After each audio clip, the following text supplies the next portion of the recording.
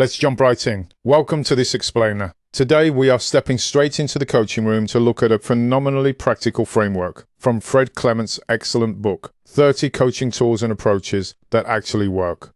We're zooming in on chapter 23.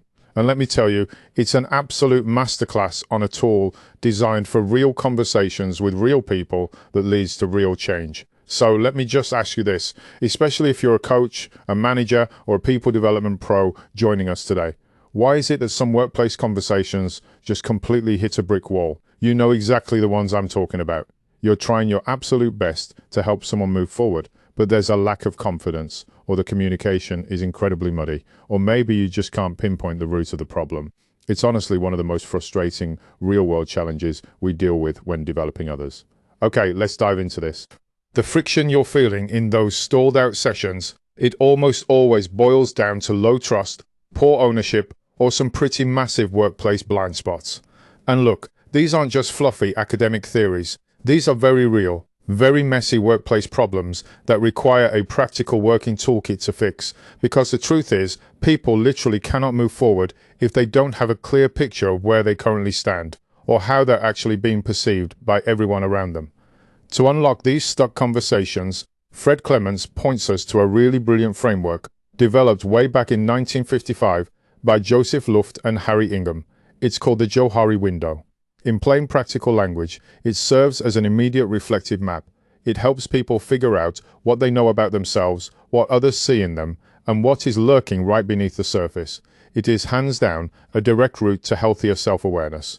Now, what's really interesting about this grid mapping self and others is how brilliantly simple, yet totally revealing it is.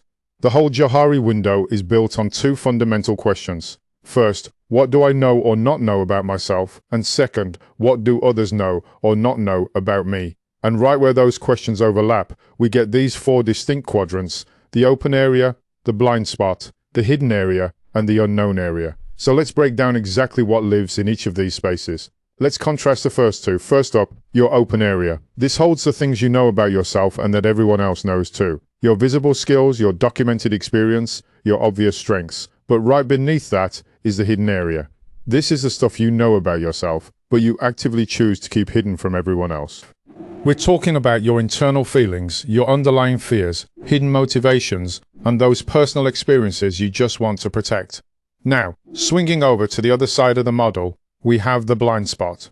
And this quadrant is tricky. It contains the habits, the real impact of our leadership style, or even just tones of voice that we completely miss, but that everyone around us notices clear as day. And finally, there's the unknown area. This is hidden from absolutely everyone. It holds untapped potential, future capabilities, and undiscovered strengths that honestly might only pop up when we are suddenly thrown into a crisis or some brand new challenge.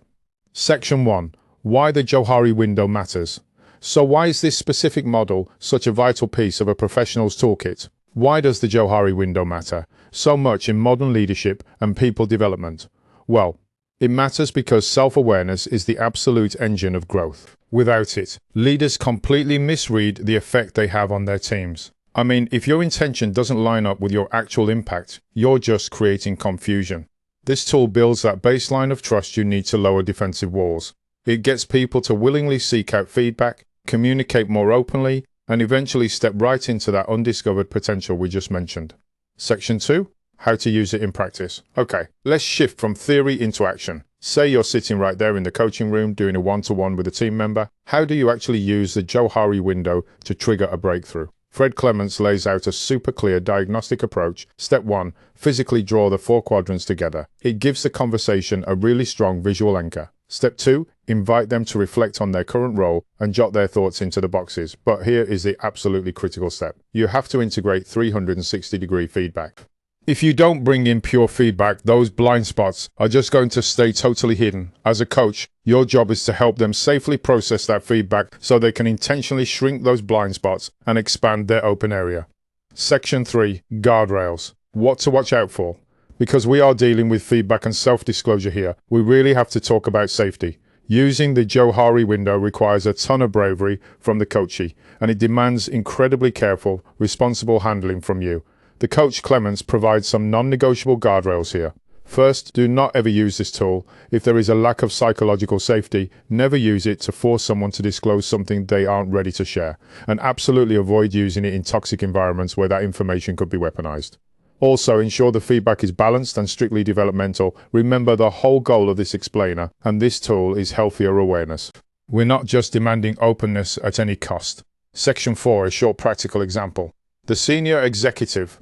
To really bring this to life, imagine a newly promoted senior executive. On paper, they are incredibly capable, but behind closed doors, they are battling a massive case of imposter syndrome because of the sudden new expectations and visibility. So, in this real-world scenario, the coach used the Johari window as a diagnostic map.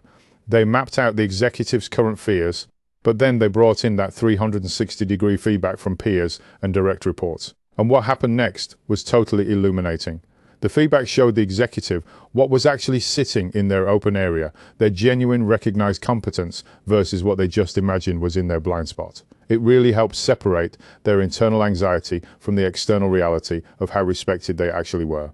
Now let's move to and see how this builds using the exact coaching questions you can apply. Once that feedback is on the table, you don't just leave it sitting there. You process it by asking what surprised you about this feedback, what confirmed what you already knew. And looking at this, what do you think might still be a blind spot?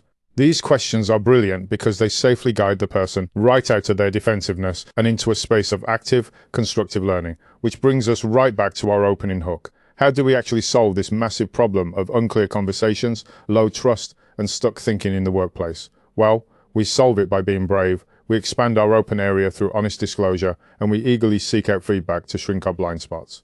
By doing that, we finally align our intentions with our real-world impact. So, I want to leave you with a provocative question for your own professional journey.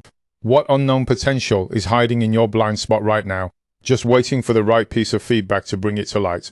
For more information, head over to ClementsConsultancy.com to buy a discounted PDF copy of the book, or head over to Amazon for the ebook or printed version.